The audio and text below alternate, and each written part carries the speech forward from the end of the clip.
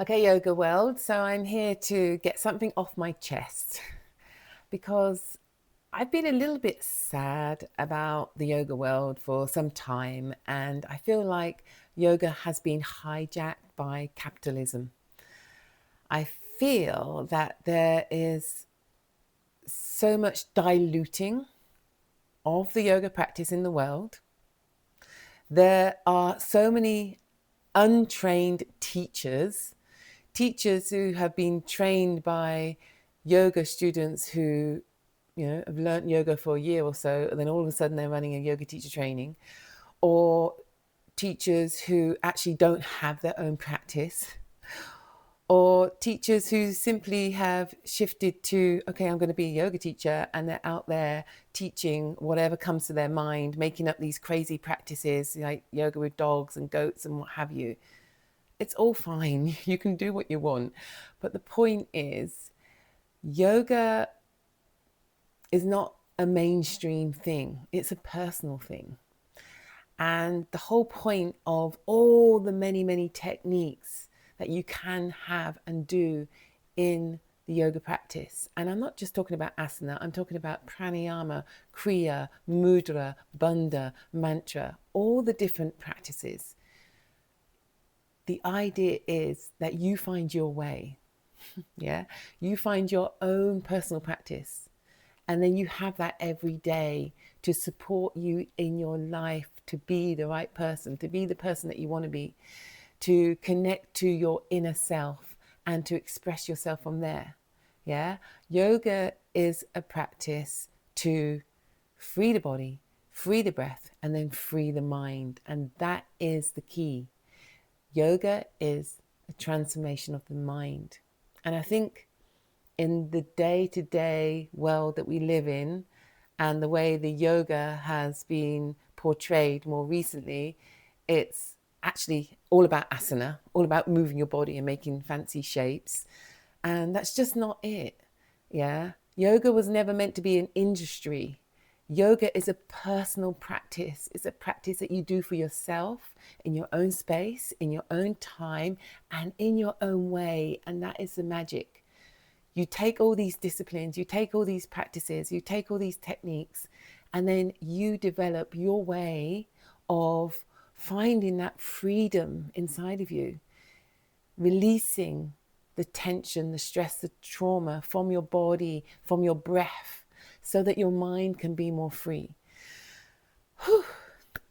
So, yeah, for me, I really want to connect with people who are serious about yoga. She says, laughing. Yeah, because, we've been doing yoga teacher trainings for nearly 20 years now, and it's a serious practice. We have a lot of laughter in our trainings. We joke around, we mess about. But when we get on the mat, it's all about cultivating that focus, that awareness, that sensitivity, and being serious about developing yourself, being serious about finding that place of liberation inside of yourself. So, yeah, I want to connect to real yogis, basically. I want to connect to people who are going beyond the body movement, beyond asana. Everybody talks about yoga, and instantly we're talking about moving our body around on the mat and doing all these fancy postures.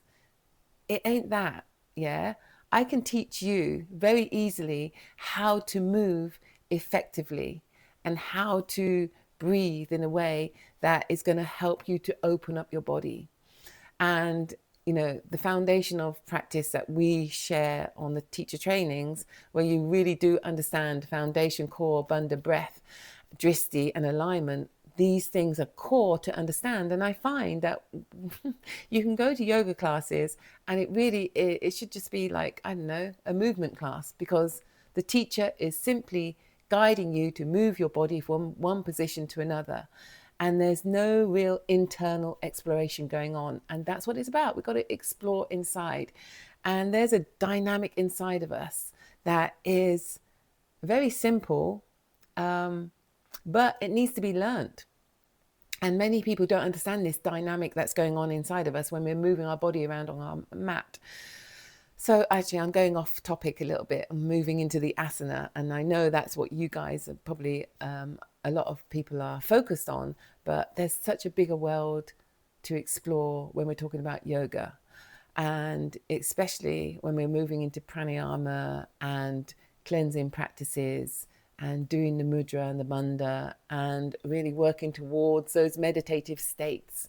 You know, yoga is transformation of the mind. We are working towards stilling the mind, the mental chatter, to take it into a place of stillness. So in that stillness, the universe opens up to us.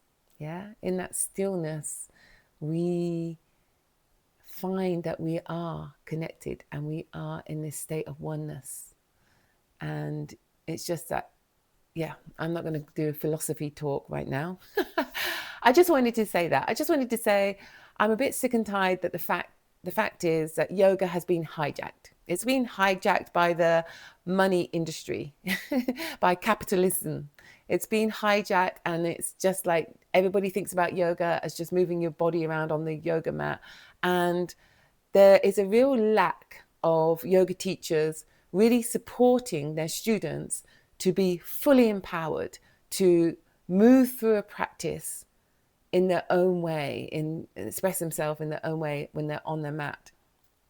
And I know this because for our yoga teacher trainings, we always have this application that people have to go through. And one of the questions that we put on the application is, do you have a self-practice? And many people who come to a yoga teacher training do not have a self-practice. They're not practicing at home. Why are they not practicing at home? And if you put this question to them, the answer is, I don't know how to.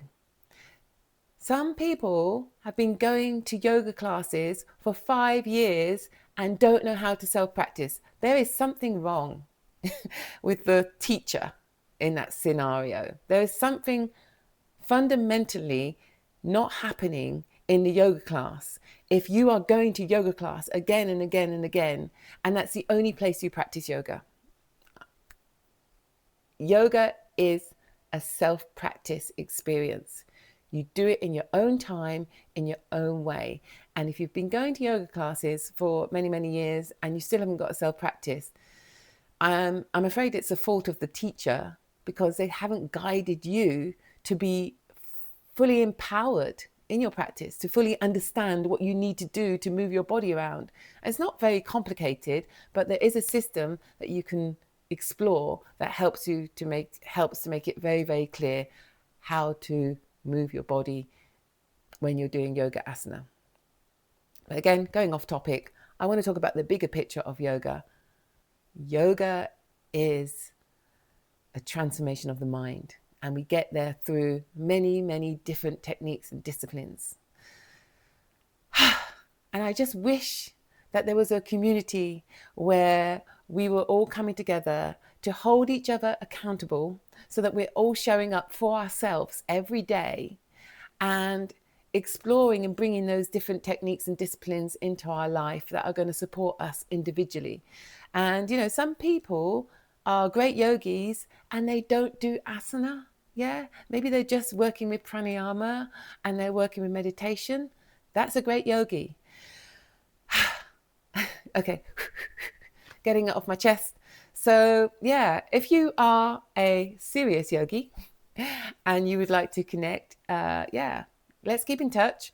Myself and some of the other teachers are going to be sharing some videos on the Tribe YouTube channel. And yeah, we look forward to connecting with you and building self-practice. That's what it's all about.